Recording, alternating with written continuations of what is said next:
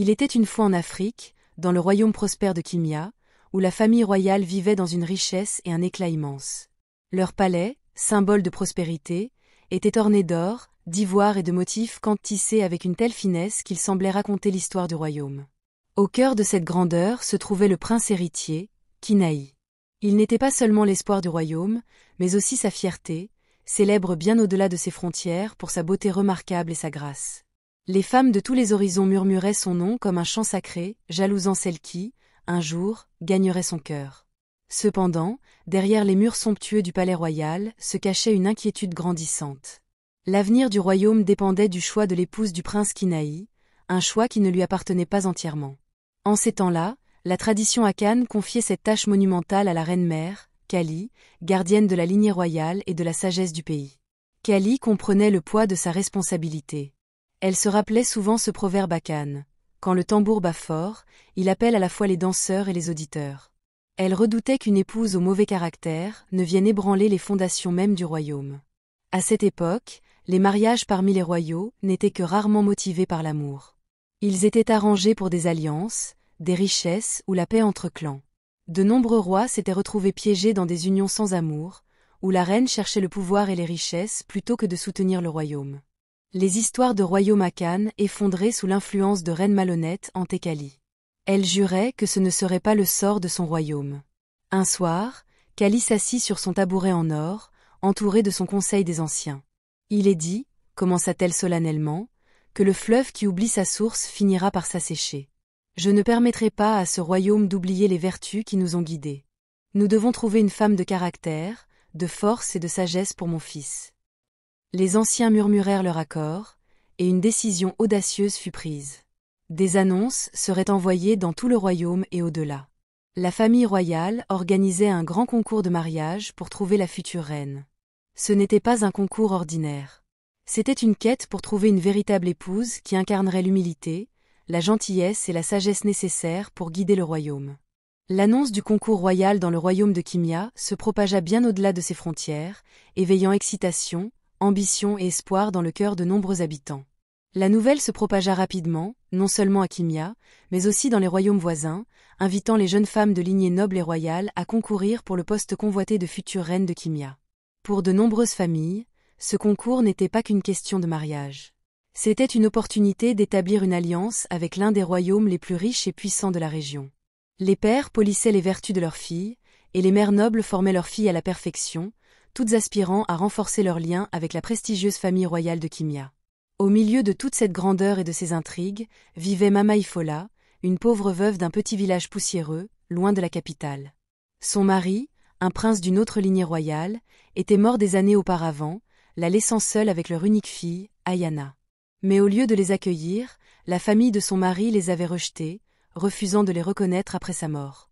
Abandonnée à elle-même, Mama Ifola peinait jour et nuit, survivant grâce à des travaux pénibles pour subvenir aux besoins de sa fille. Malgré leur pauvreté, Ayana devint une jeune femme radieuse dont la beauté et le caractère brillaient dans leur petit village. Un soir, alors que Mama Ifola préparait leur modeste repas, Ayana, sa fille, s'approcha avec excitation et détermination dans les yeux. « Maman » commença-t-elle, sa voix tremblant à la fois d'espoir et de peur, « je veux aller à Kimia et participer au concours royal. » Mama Ifola resta figée, la cuillère de bois suspendue au-dessus du pot. Elle se tourna vers sa fille, le visage marqué par l'incrédulité. « Ayana, que dis-tu? Sais-tu qui sera là? Les filles de rois, de reines, et des familles les plus riches. Toi, une pauvre fille sans beaux vêtements ni bijoux, quelle chance penses-tu avoir? » « Mais, maman, » répondit Ayana d'une voix désormais ferme, « Dieu ne regarde pas les richesses, seulement les cœurs.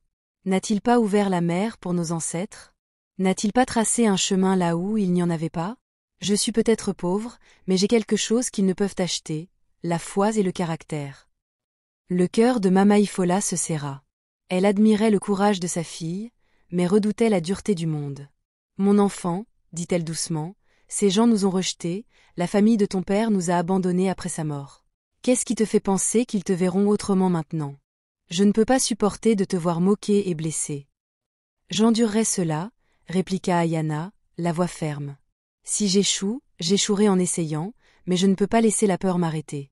S'il te plaît, maman. » Après une longue nuit de réflexion, Mama Ifola céda finalement. Elle serra Ayana contre elle et dit « Si c'est ce que ton cœur désire, alors vas-y. Mais souviens-toi, le monde est plein d'épines. Ne fais confiance à personne, choisis tes mots avec soin, sois respectueuse, et que ton obéissance soit ton bouclier. Quoi qu'il arrive, comporte-toi avec dignité, car un cœur humble est le plus grand trésor d'un royaume. » Le jour du concours, Ayana se tenait parmi la foule de femmes richement parées. Les filles de roi portaient des soies qui scintillaient comme le clair de lune, ornées de perles et de bijoux en or qui brillaient sous le soleil. En contraste frappant, le pagne simple d'Ayana était délavé, ses sandales usées par des années d'utilisation. Alors qu'elle approchait de la cour du palais, des murmures la suivaient comme des ombres. « Qui est-elle ? Est-elle venue servir de l'eau pour nous ?» lança une fille avec mépris. « Elle doit avoir confondu ce lieu avec un marché. » Une autre rit, couvrant sa bouche de sa main ornée de bijoux. Les rires résonnaient, mais Ayana avançait, la tête haute. Les paroles de sa mère résonnaient dans ses oreilles. La dignité ne réside pas dans ce que tu portes, mais dans la façon dont tu te tiens. Elle refusa de laisser leurs paroles atteindre son cœur.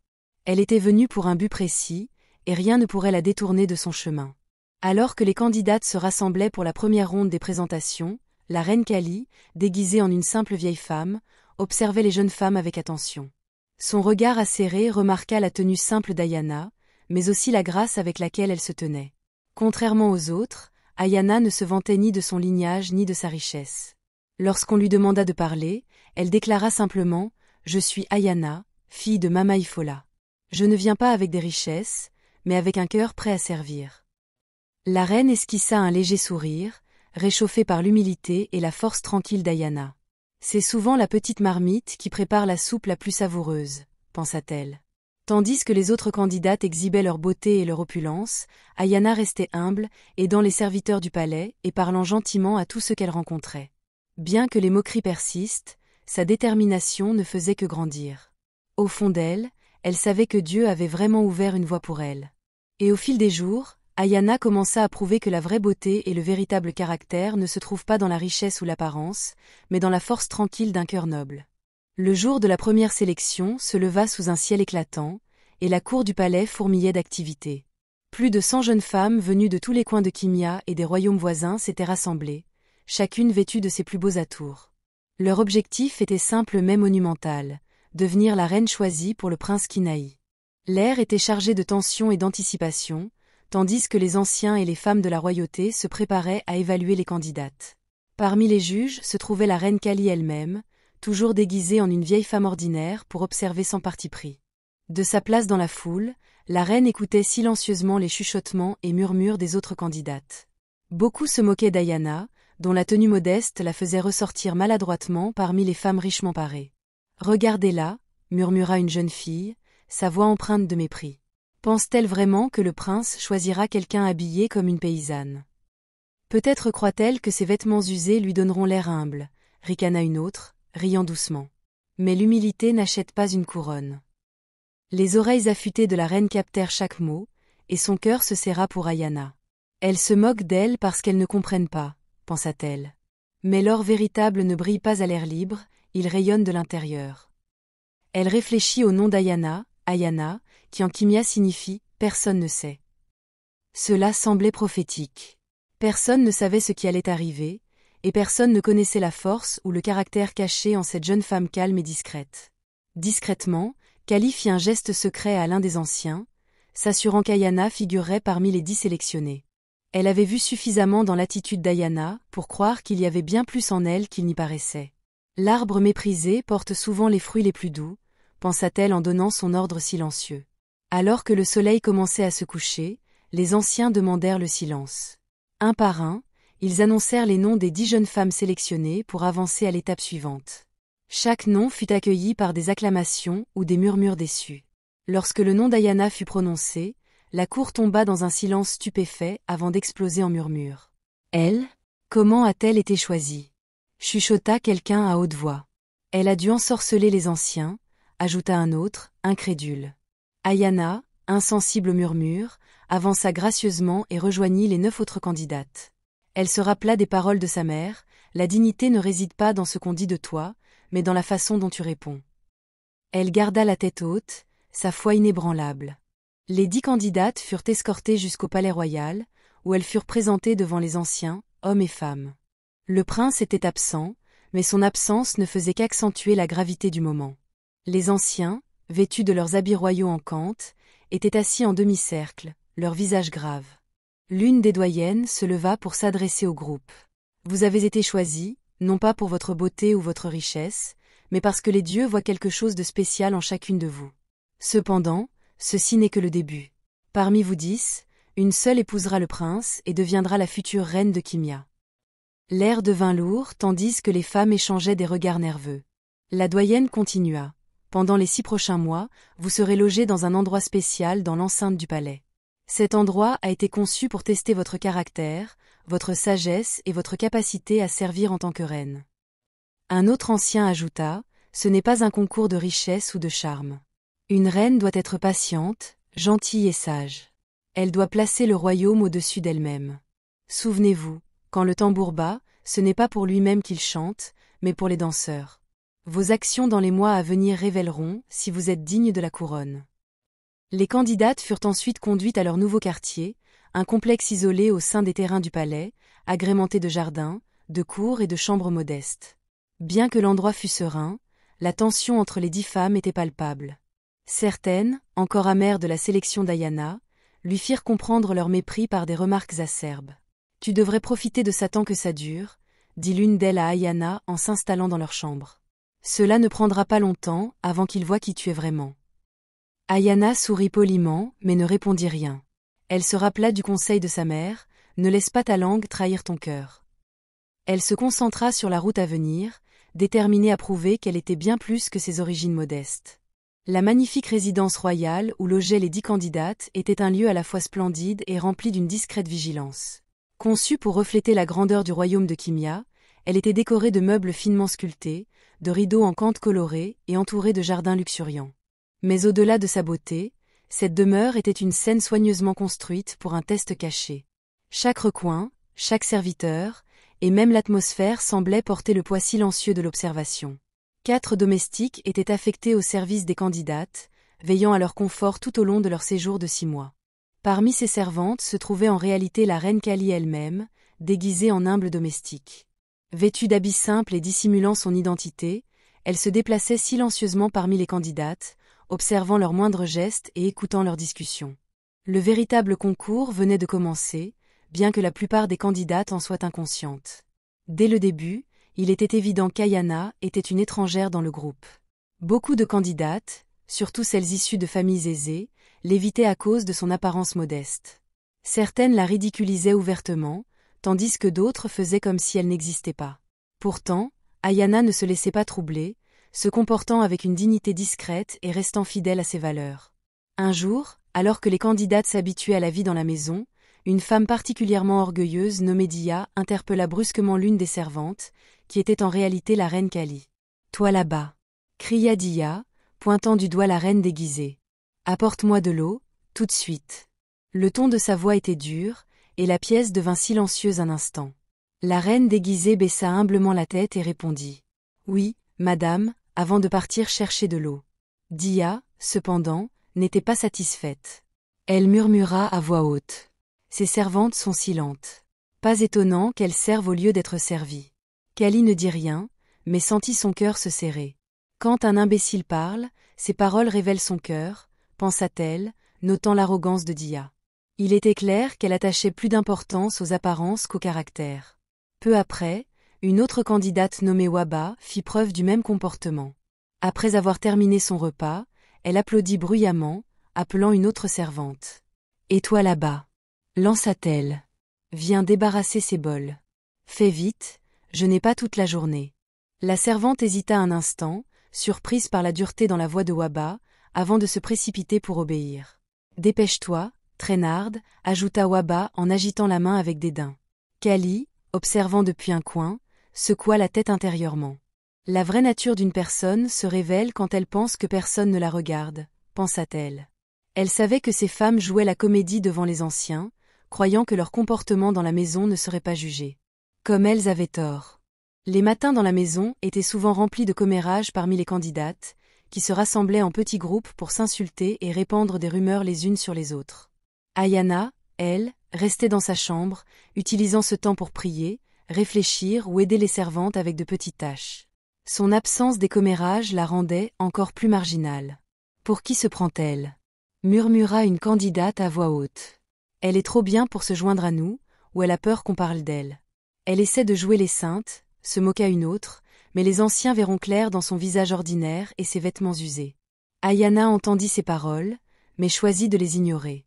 Les conseils de sa mère résonnaient dans son cœur. « Ne laisse pas ta langue trahir ton cœur. » Elle se concentra sur son voyage, sachant que ses actions, et non ses mots, parleraient pour elle.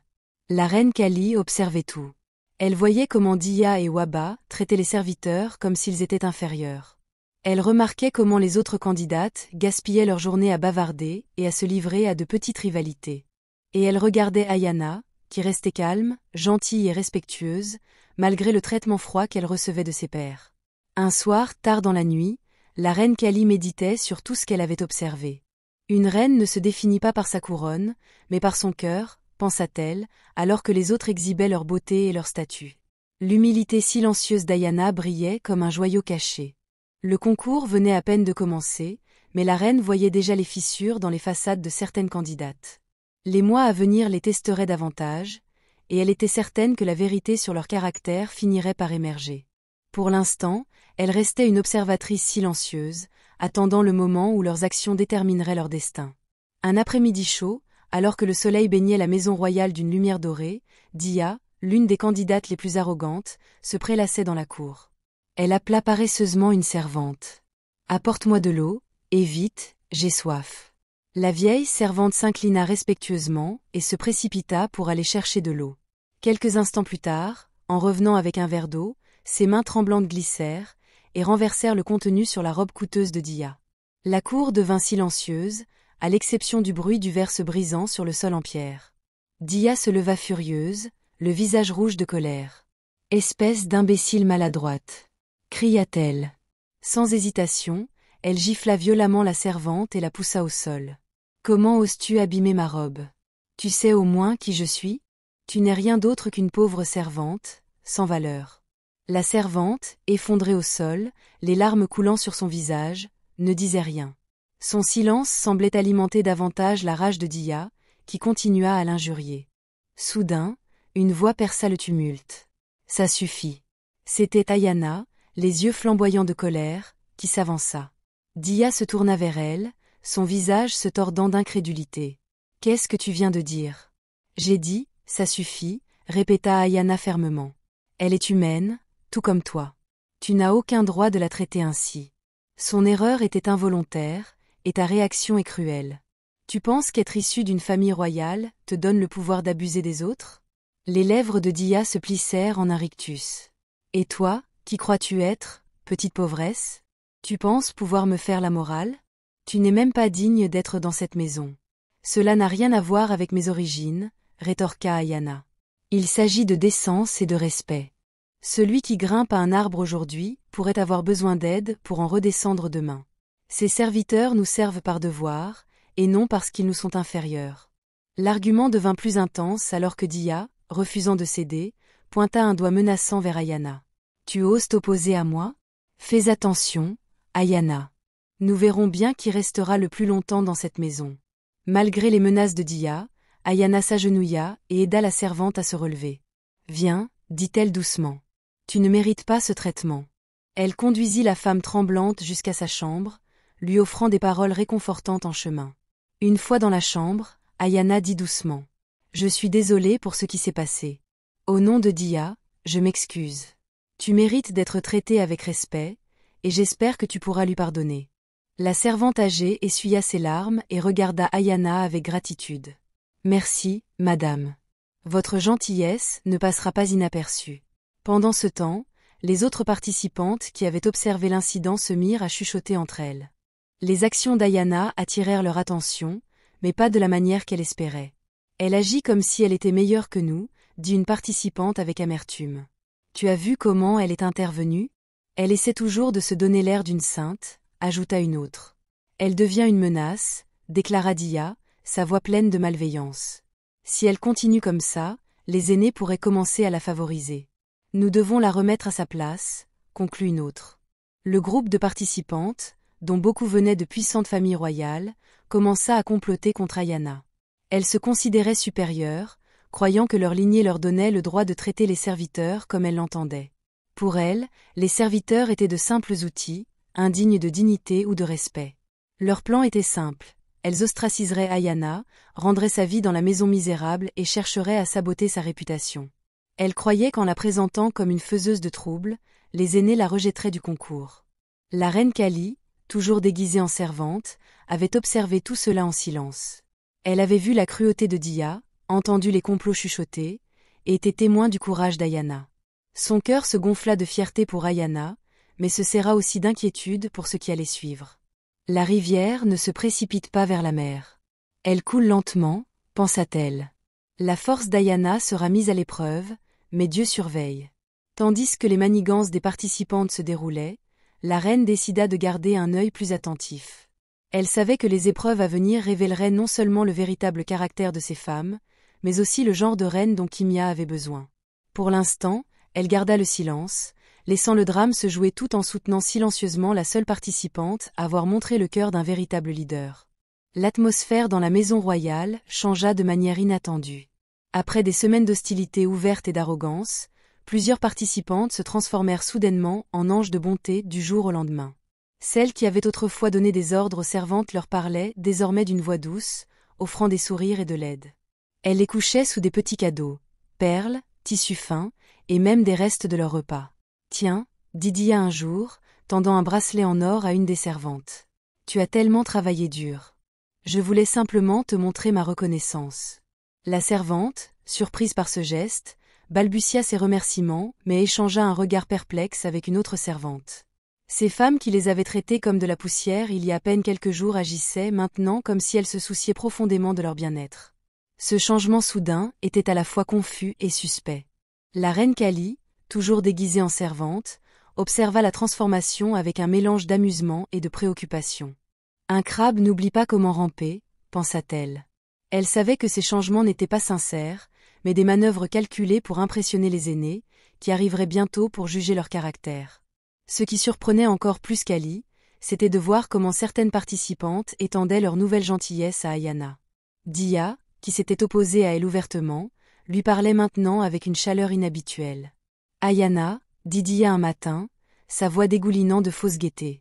Je dois admettre que tu es plus forte que je ne pensais. C'est vraiment admirable. J'espère que nous pourrons nous entendre. » Ayana, bien que méfiante, hocha la tête poliment. Elle avait aussi remarqué la soudaine amabilité des autres, mais ses instincts lui disaient de rester prudente. Elle se souvenait de l'avertissement de sa mère, « Ne fais pas confiance trop facilement, car tous les sourires ne viennent pas du cœur. » Derrière les portes closes, les véritables intentions des participantes commencèrent à émerger. Un soir, Dia réunit quelques-unes des filles dans sa chambre. Le groupe comprenait Waba et deux autres participantes qui avaient exprimé leur dédain pour Ayana par le passé.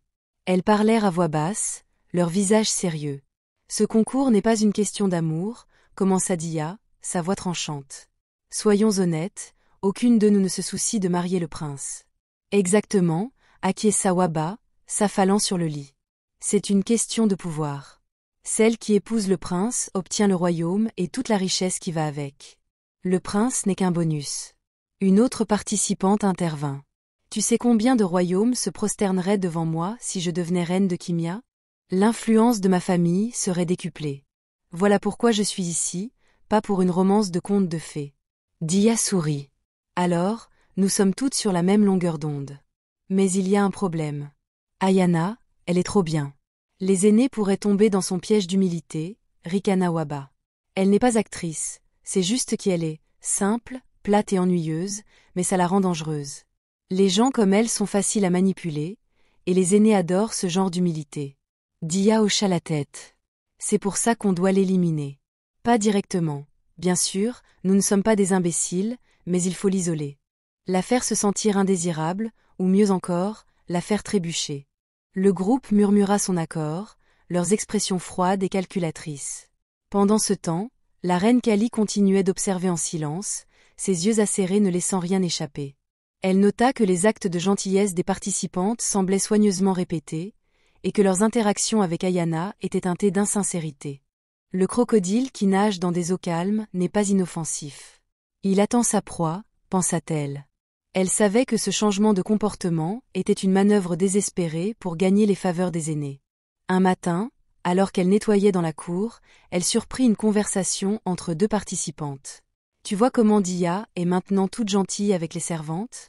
dit l'une d'elles en riant doucement. « Elle essaie tellement de faire comme si elle se souciait de nous, » répondit l'autre. « Nous faisons toutes ça, non ? On sait que les aînés vont nous juger, alors pourquoi ne pas jouer à ce jeu ? J'espère juste qu'ils ne verront pas à travers nous. » Kali soupira intérieurement. Le vrai concours n'est pas de convaincre les aînés, mais de révéler le caractère naturel des participantes. Tandis que certaines avaient commencé à faire semblant, Ayana continuait d'être elle-même, calme, respectueuse et gentille, sans aucune arrière-pensée. Dieu a une manière de faire monter les humbles, pensa-t-elle. Au fil des semaines, la tension dans la maison royale s'intensifia. Les tentatives des participantes de paraître angéliques ne faisaient qu'accentuer leur jalousie et leur ambition sous-jacente. Dia et ses alliés continuaient à comploter contre Ayana, déterminés à ternir sa réputation ou à l'éliminer du concours. Mais Ayana restait inébranlable.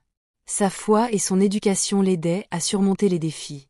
La tension dans la maison royale devint insupportable au fil des jours.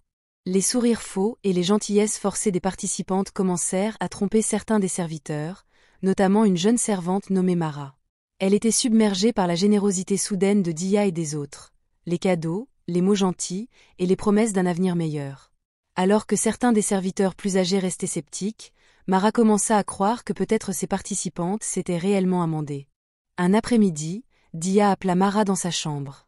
Elle ferma la porte derrière elle, son visage affichant un masque de sérieux, mais sa voix était douce et accueillante. « Mara, commença-t-elle en tendant à la servante un morceau de tissu fin, tu as si bien servi. Je vois ton travail acharné et ta loyauté, et je l'admire. » Mara, surprise par les éloges inattendus, murmura ses remerciements.